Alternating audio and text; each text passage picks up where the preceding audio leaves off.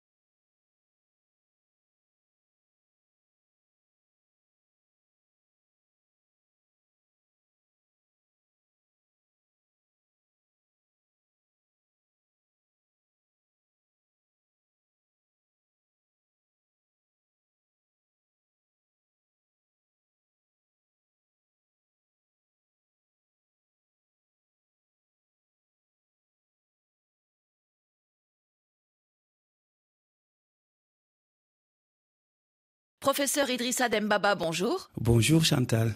Vous êtes pédiatre, pneumopédiatre et allergologue, chef du service de pneumologie pédiatrique du Centre hospitalier national d'enfants Albert Royer de Dakar au Sénégal. Professeur, quels sont les maux, les maladies de la petite enfance qui reviennent le plus souvent ? La petite enfance souffre de certaines pathologies qui sont dans la plupart des cas bénignes. Elles concernent surtout les affections respiratoires qui constituent la première cause de morbidité. Si on parle d'affections respiratoires, c'est les rhinites, les pharyngites, les bronchites. Et ça peut aller jusqu'aux crises d'asthme et parfois nous avons des cas de pneumonie, particulièrement cette période. À côté de ces affections respiratoires, nous avons les autres maladies qui touchent le système digestif, les diarrhées, les vomissements. Donc c'est surtout ces affections courantes qui concernent la petite enfance. Si on sent que son enfant ne va pas bien, à quel moment doit-on impérativement l'emmener chez le médecin ? Il y a ce qu'on appelle des signes d'alerte, des signes de danger et de gravité. Un enfant, normalement, ça doit jouer beaucoup, ça doit être très énergique. Si l'enfant est très calme, ne bouge pas beaucoup, donc est très somnolent, ça veut dire que c'est un signe de danger. Si l'enfant respire difficilement, c'est-à-dire respire en cherchant beaucoup son souffle, c'est un signe de danger et de gravité. Si l'enfant devient pâle, change de couleur ou devient bleu, ou si l'enfant est inconscient. Et parfois, on dit qu'un enfant qui refuse de manger, qui pleure beaucoup, qui gêne, qui a un gênement, donc et a une maladie grave et mérite souvent d'aller voir le pédiatre. Ou sinon, quand l'enfant vomit beaucoup ou a beaucoup de diarrhée, donc ça, la conséquence, c'est la déshydratation. Dans ces situations, il faut impérativement aller voir un médecin ou un professionnel de santé. Merci beaucoup, professeur Idrissa Dembaba. Bonne journée à Dakar.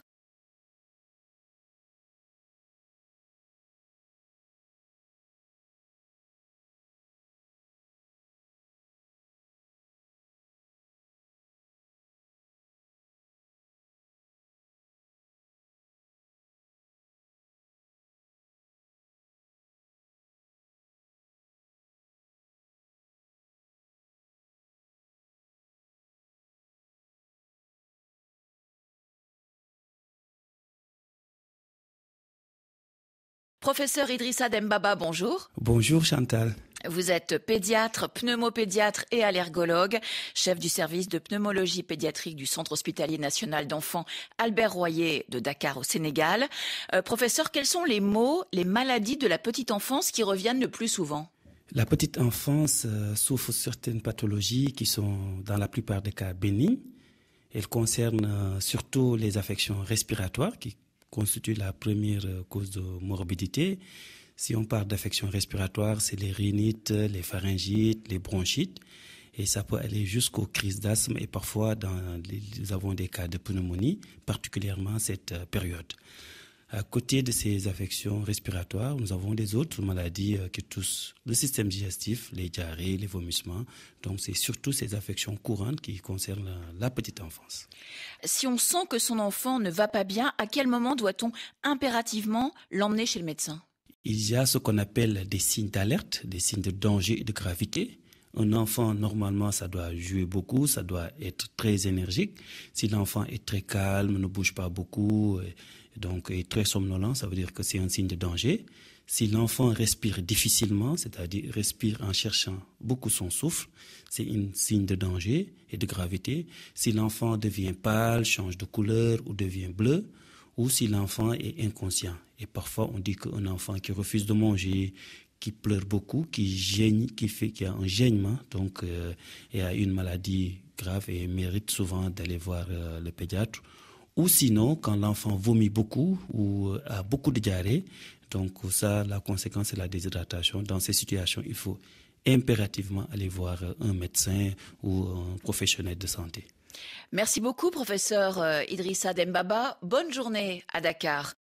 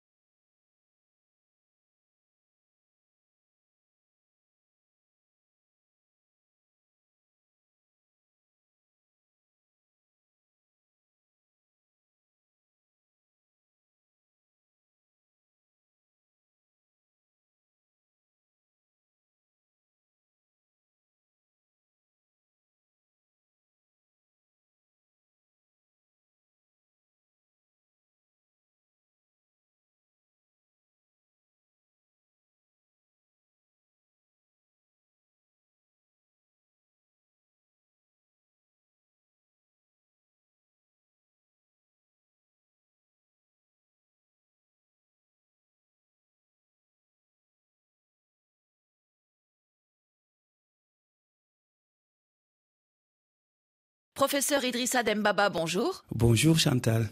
Vous êtes pédiatre, pneumopédiatre et allergologue, chef du service de pneumologie pédiatrique du Centre hospitalier national d'enfants Albert Royer de Dakar au Sénégal. Professeur, quels sont les maux, les maladies de la petite enfance qui reviennent le plus souvent ? La petite enfance souffre certaines pathologies qui sont dans la plupart des cas bénignes. Elles concernent surtout les affections respiratoires qui constituent la première cause de morbidité. Si on parle d'affections respiratoires, c'est les rhinites, les pharyngites, les bronchites. Et ça peut aller jusqu'aux crises d'asthme et parfois nous avons des cas de pneumonie, particulièrement cette période. À côté de ces affections respiratoires, nous avons des autres maladies qui touchent le système digestif, les diarrhées, les vomissements. Donc c'est surtout ces affections courantes qui concernent la petite enfance. Si on sent que son enfant ne va pas bien, à quel moment doit-on impérativement l'emmener chez le médecin ? Il y a ce qu'on appelle des signes d'alerte, des signes de danger et de gravité. Un enfant, normalement, ça doit jouer beaucoup, ça doit être très énergique. Si l'enfant est très calme, ne bouge pas beaucoup, donc est très somnolent, ça veut dire que c'est un signe de danger. Si l'enfant respire difficilement, c'est-à-dire respire en cherchant beaucoup son souffle, c'est un signe de danger et de gravité. Si l'enfant devient pâle, change de couleur ou devient bleu, ou si l'enfant est inconscient. Et parfois, on dit qu'un enfant qui refuse de manger, qui pleure beaucoup, qui gêne, qui a un gênement, donc et a une maladie grave et mérite souvent d'aller voir le pédiatre. Ou sinon, quand l'enfant vomit beaucoup ou a beaucoup de diarrhée, donc ça, la conséquence, c'est la déshydratation. Dans ces situations, il faut impérativement aller voir un médecin ou un professionnel de santé. Merci beaucoup, professeur Idrissa Dembaba. Bonne journée à Dakar.